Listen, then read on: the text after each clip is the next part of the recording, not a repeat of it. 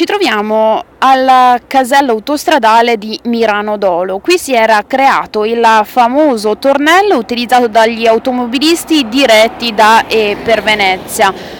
Automobilisti per lo più pendolari che sfruttavano l'uscita e l'entrata da questo casello per ovviare sul pedaggio autostradale.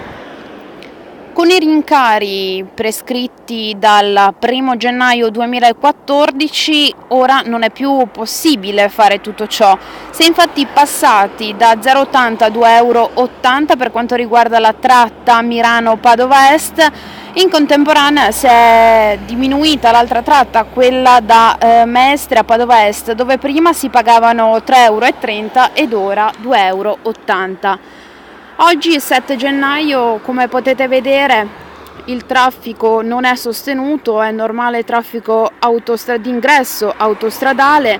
Ricordiamo anche che proprio qui si era creato un comitato di residenti per lo più del comune di Vetrego che lamentavano lunghe code e l'intasamento del traffico nella zona limitrofa per quelli che venivano chiamati i furbetti, che optavano appunto per l'uscita al casello per poi rientrare, abbassando quindi il pedaggio autostradale.